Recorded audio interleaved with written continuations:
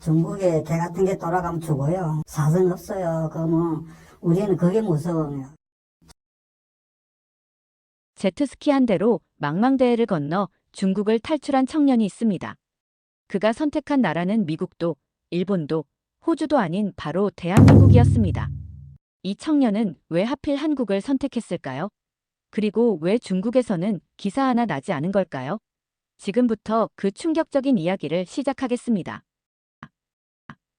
2023년 8월의 어느 새벽, 35세 중국인 권평은 체포되면 즉시 감옥행이라는 사실을 알면서도 탈출을 감행했습니다.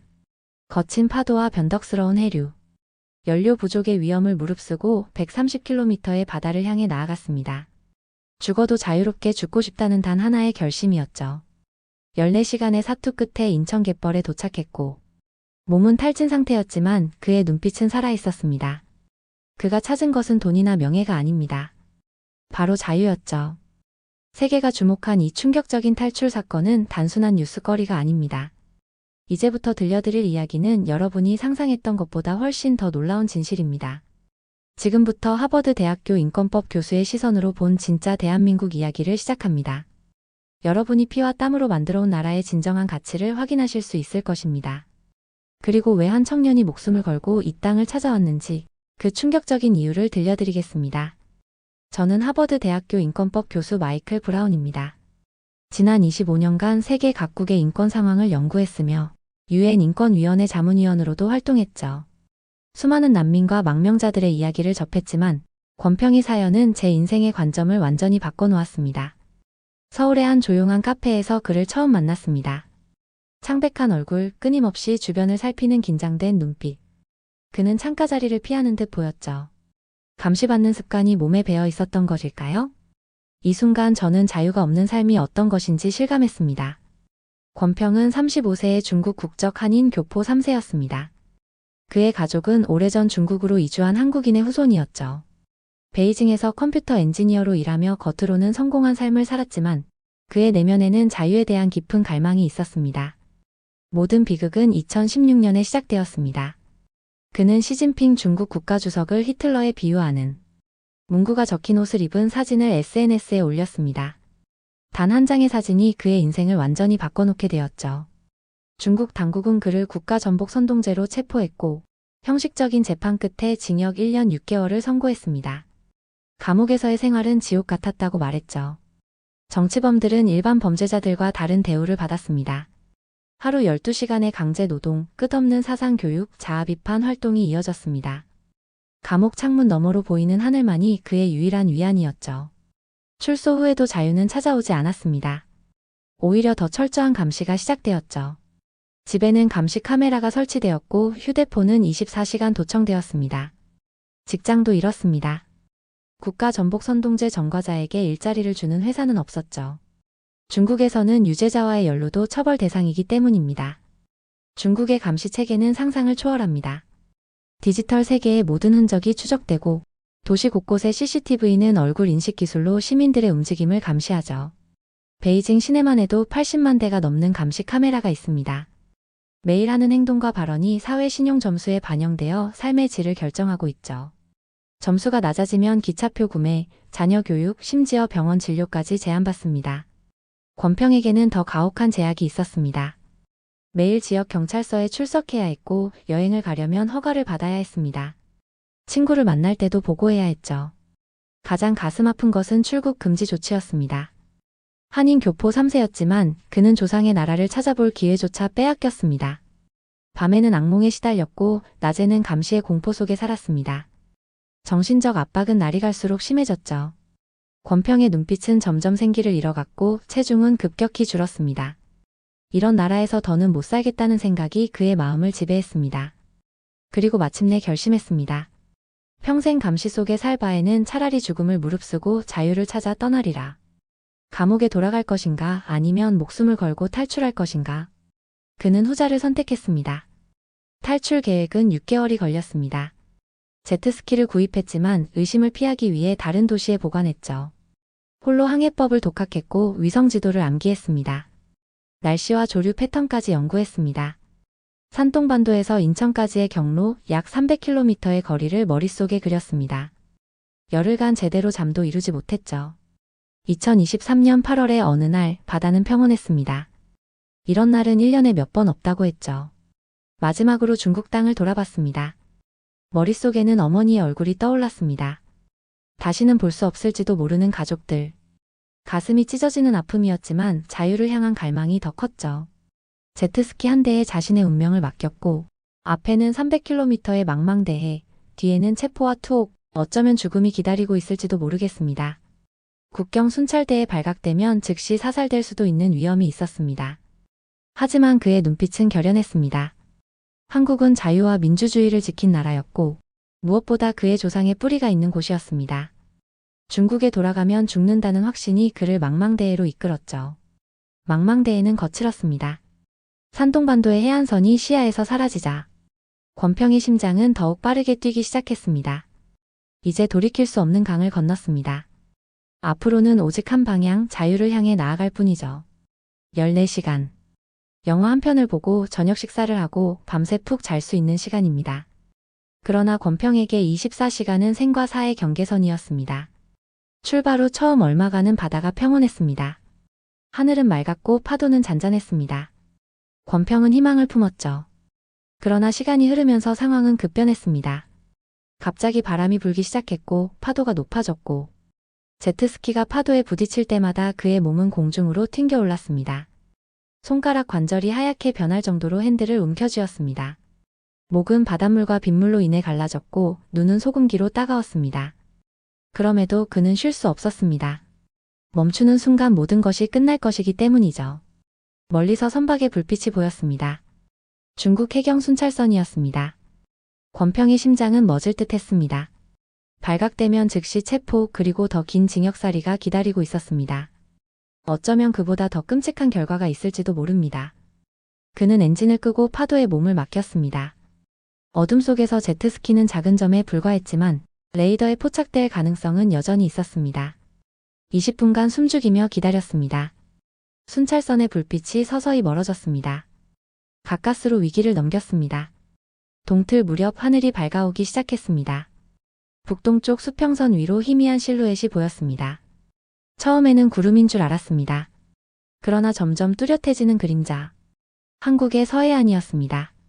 권평은 마지막 남은 힘을 다해 엔진 출력을 높였습니다. 마침내 14시간의 사투 끝에 그는 인천 앞바다에 도착했습니다. 그의 다리는 납처럼 무거웠고 몸은 극도로 탈진되어 있었습니다. 떨리는 손으로 휴대폰을 꺼냈습니다. 그는 서툰 영어로 자신의 위치와 상황을 설명했습니다. 비자 소지 여부와 입국 신고 의사를 밝혔습니다. 얼마 후 멀리서 사이렌 소리가 들려왔습니다. 불과 8분 만이었습니다. 갯벌의 가장자리에 응급구조대원들이 나타났을 때 권평은 거의 의식을 잃은 상태였습니다.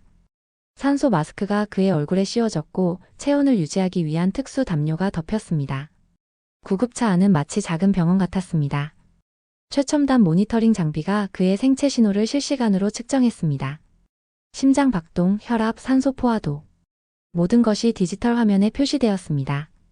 구급대원은 능숙하게 정맥 주사를 놓았고 곧 따뜻한 수액이 그의 몸에 흘러들어갔습니다. 탈수와 저체온증에 시달리던 권평의 몸은 서서히 회복되기 시작했습니다. 그들은 권평이 불법 입국자라는 사실을 알면서도 인간적인 존중을 잃지 않았습니다. 배고프냐는 질문에 권평이 고개를 끄덕이자 곧 에너지바와 따뜻한 물이 전해졌습니다. 인천의 대학병원에 도착했을 때 권평은 완전히 다른 세계에 들어온 듯한 느낌을 받았습니다.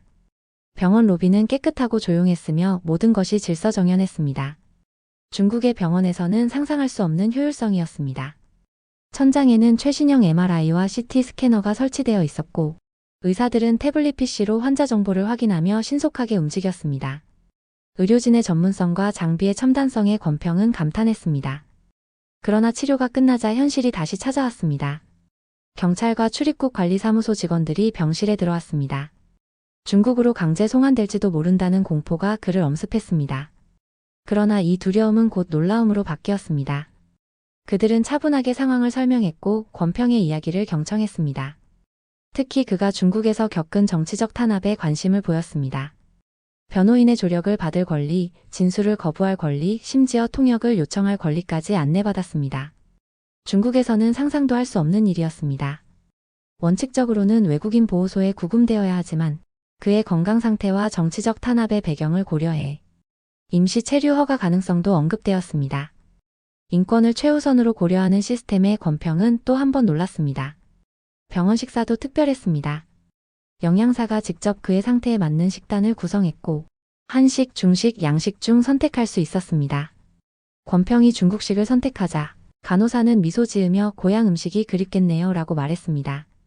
그 작은 배려에 권평은 눈시울이 붉어졌습니다. 음식은 따뜻했고 맛있었습니다. 무엇보다 마음이 담겨 있었습니다. 병실에서의 첫밤 권평은 오랜만에 깊은 잠에 빠졌습니다. 이것이 자유국가의 모습이구나. 그는 마음속으로 생각했습니다. 다음 날 아침 놀라운 소식이 들려왔습니다. 권평이 사연이 알려지자 여러 시민단체와 법률지원기관에서 도움의 손길을 내밀었습니다. 난민 신청을 위한 법률 조언과 임시 거처, 심지어 한국어 학습 기회까지 제공되었습니다. 국경 없는 의사회는 무료 치료를 약속했고 한인권 단체는 생활비 지원을 제안했습니다. 특히 감동적인 것은 온라인에서 일어난 반응이었습니다. 권평의 이야기가 뉴스를 통해 전해지자 수많은 한국인들이 한국에 살게 해줘야 한다는 의견을 쏟아냈습니다. 중국의 정치적 탄압을 피해온 한인 교포 3세의 이야기는 많은 이들의 마음을 움직였습니다. 단순한 미립국자가 아닌 자유를 찾아 목숨을 건 이 선택을 존중해야 한다는 여론이 형성되었습니다. 시간이 지나 퇴원을 하였고 깊게 숨을 들이마셨습니다. 이것이 자유의 첫 호흡이었습니다. 앞으로의 길은 여전히 불확실했지만 한 가지는 분명했습니다. 그는 이제 인간으로서의 존엄성을 지킬 수 있는 땅에 서 있었습니다. 법원의 판결이 내려졌습니다. 출입국 관리법 위반 혐의에 대해 검찰은 징역 2년 6개월을 구형했지만 판사는 다른 결정을 내렸습니다. 권평에게 징역 1년의 집행유예 2년이 선고되었습니다. 한국 내 전과가 없고 혐의를 모두 인정한 점이 참작되었습니다. 판결문에는 특별한 문장이 있었습니다. 피고인이 처한 특수한 상황과 인도적 측면을 고려하였다. 법정에서 권평은 고개를 숙여 감사의 뜻을 표했습니다. 구치소에서 풀려나온 그날 권평의 마음은 복잡했습니다. 이제 그는 자유의 땅에 발을 디뎠지만 앞으로의 삶은 여전히 불확실했습니다. 그러나 한 가지는 분명했습니다. 중국으로는 돌아갈 수 없다는 것. 중국에 돌아가면 죽는다는 그의 말은 단순한 과장이 아니었습니다. 그는 즉시 난민 신청 절차를 밟았습니다. 많은 언론에서 같은 질문을 던졌습니다. 왜 하필 한국이었나요? 이 질문에 권평의 대답은 단순하면서도 깊은 뜻을 담고 있었습니다. 그의 선택은 단순한 지리적 접근성 때문만은 아니었습니다. 첫째, 혈통적 유대감이었습니다. 권평은 한인 교포 3세였습니다. 그의 할아버지는 일제강점기의 만주로 이주한 한국인이었습니다. 가족 내에서 한국의 이야기는 종종 전해졌고 그의 어머니는 간단한 한국어 문구를 가르쳐주기도 했습니다. 비록 한국 땅을 한 번도 밟아본 적은 없었지만 그에게 한국은 정서적으로 가까운 곳이었습니다. 둘째, 한국의 민주화 역사였습니다. 권평은 독재에서 민주주의로 평화롭게 이행한 한국의 역사에 깊은 감명을 받았습니다. 1980년대 민주화 운동과 1987년의 민주화 선언은 그에게 희망을 주었습니다. 자유와 인권을 위해 싸운 한국인들의 이야기는 인터넷 검열을 뚫고 그에게 전해졌고 그것은 그의 마음속 깊은 울림을 남겼습니다. 셋째, 한국의 경제적 성취였습니다. 6.25 전쟁 후 폐허에서 시작해 세계 10위권 경제 대국으로 성장한 한국의 발전은 경이로웠습니다. 한때 원조를 받던 나라에서 원조를 주는 나라로 변모한 유일한 사례였습니다. 이러한 성취는 중국 정부의 선정과 달리 국가 주도의 억압 없이도 번영이 가능하다는 증거였습니다. 넷째, 그리고 가장 중요한 것은 자유에 대한 한국인들의 깊은 애착이었습니다. 권평은 한국인들이 얼마나 자유와 개인의 권리를 소중히 여기는지 알고 있었습니다. 이는 그가 중국에서 접한 한국 드라마와 영화, 음악을 통해서도 느낄 수 있었습니다. 표현의 자유, 언론의 자유, 종교의 자유. 이 모든 것이 한국에서는 당연하게 보장되었습니다. 이러한 이유들이 복합적으로 작용해 권평은 한국을 그의 최종 목적지로 선택했습니다. 하버드 대학 정치학과의 한 연구에 따르면 역경을 극복한 국가들은 종종 더 강력한 민주주의 가치를 발전시킨다고 합니다. 한국은 그 대표적 사례입니다. 한국의 독특한 점은 발전과 인권을 동시에 추구했다는 것입니다. 많은 개발도상국들이 경제 발전을 위해 인권을 유예하는 전략을 선택했습니다. 중국이 대표적 사례입니다. 그러나 한국은 다른 길을 걸었습니다. 1980년대 민주화 운동과 경제 성장이 동시에 이루어졌고 1990년대 이후에는 시민사회의 성장과 함께 사회 안전망도 확충되었습니다. 이는 발전 없이 인권 없다는 권위주의적 논리를 정면으로 반박하는 사례입니다. 세계 언론에서 한국은 주로 첨단 기술과 문화 콘텐츠의 성공으로 주목받습니다. 그러나 저는 이제 한국의 진정한 성공은 기술이나 경제가 아닌 인간, 존엄성에 대한 깊은 존중에 있다고 생각합니다. 권평의 사례는 이런 한국 사회의 특성을 완벽하게 보여주는 사례입니다. 세계 인권법 교수로서 저는 이제 한국을 단순한 경제 성공 사례가 아닌 인간의 존엄성과 자유가 꽃피는 희망의 모델로 바라보게 되었습니다. 그리고 이것이야말로 권평과 같은 이들이 목숨을 걸고 찾아오는 진정한 이유일 것입니다. 권평은 자신의 이야기를 담은 블로그를 시작했습니다. 자유를 향한 항해라는 제목의 이 블로그는 중국의 인권 탄압 상황과 한국에서의 새로운 삶을 기록했습니다. 처음에는 중국인 친구들에게 한국의 모습을 알리기 위해 시작했지만 곧 국내외에서 큰 관심을 받았습니다. 특히 그가 한국의 일상을 세세하게 기록한 부분은 많은 이들의 공감을 얻었습니다. 한국에서 가장 놀라운 것은 개인의 자유입니다. 거리에서 정부를 비판하는 집회가 열리고 사람들은 자유롭게 의견을 표현합니다. 경찰은 그저 교통 정리만 할 뿐이죠. 중국에서는 상상할 수 없는 광경입니다. 저는 한국인이 되고 싶습니다. 자유를 준 이 나라에 제 능력으로 보답하고 싶습니다. 그의 말에는 깊은 감사와 새로운 소속감이 담겨 있었습니다. 그의 이야기는 자유가 단순한 개념이 아닌 한 인간의 삶을 완전히 변화시킬 수 있는 강력한 가치임을 보여줍니다. 한국의 젊은 세대들은 그를 통해 자유의 소중함을 새롭게 인식하게 되었고, 기성세대는 그의 증언을 들으며 한국이 걸어온 길의 의미를 재발견했습니다. 6.25 전쟁을 경험한 어르신들은 특히 그의 이야기에 깊은 공감을 표했습니다. 우리도 그랬지라는 한마디에는 세월을 뛰어넘는 연대감이 담겨 있었습니다. 권평은 이제 자신의 경험을 책으로 집필 중입니다. 망망대해의 자유라는 제목의 이 책은 중국에서의 탈출 과정, 그리고 한국에서의 새로운 시작을 담고 있습니다. 권평의 이야기는 결코 끝나지 않았습니다. 그것은 자유를 향한 인간의 영원한 여정의 한 부분일 뿐입니다. 인권법 교수로서 저는 권평의 이야기를 통해 한국을 새롭게 이해하게 되었습니다. 자유는 번영의 단순한 결과가 아니라 번영의 근본적인 조건이다. 이것은 우리에게 무엇을 말해주고 있을까요? 어쩌면 그것은 여러분이 평생 간직해온 가치의 증명일지도 모릅니다. 6.25 전쟁의 폐허 속에서도, 보릿고개의 어려움 속에서도, 군사독재의 억압 속에서도 대한민국은 자유와 인간의 존엄성을 지켜왔습니다. 그 가치가 오늘날 한국을 만들었고, 권평과 같은 이들에게 희망의 등대가 되었습니다. 이 이야기는 여러분에게 특별한 의미가 있을 것입니다. 여러분은 이 모든 여정의 산증인이자 주역이기 때문입니다. 오늘날 젊은 세대가 당연하게 누리는 자유와 번영은 기성세대의 땀과 눈물로 만들어진 것입니다. 제가 처음 권평을 만났을 때 그는 말했습니다. 한국인들은 자신들이 얼마나 특별한지 모르는 것 같아요. 자유가 얼마나 소중한지, 그들이 이룩한 것이 얼마나 위대한지 말이죠. 그의 말에는 깊은 진실이 담겨 있습니다. 때로는 밖에서 바라보는 시선이 우리의 진정한 가치를 일깨워주기도 합니다. 오늘 이 이야기가 여러분에게 작은 위로와 자긍심을 주었기를 바랍니다. 여러분의 여러분의 선택, 여러분이 지켜온 가치가 한 사람의 인생을 구했고, 그를 통해 더 많은 이들에게 희망이 되고 있습니다. 이것이야말로 여러분이 이룩한 진정한 유산입니다. 오늘의 이야기는 여기까지입니다. 이 이야기를 마치며 한 가지 질문을 드리고 싶습니다. 여러분은 자유를 위해 어떤 순간들을 기억하고 계신가요? 보릿고개 시절 한 끼 식사를 위해 노력했던 기억. 첫 월급으로 가족을 위해 무언가를 사줬던 순간. 민주화 시위에 참여했던 경험. 혹은 자녀들에게 더 나은 미래를 물려주기 위해 밤늦게까지 일했던 그 시간들. 이 모든 순간들이 오늘날 한국의 자유와 번영을 만들었습니다. 정말 고생 많으셨습니다. 감사합니다. 오늘의 영상이 마음에 드셨다면 구독과 좋아요, 알림 설정 꼭 눌러주세요.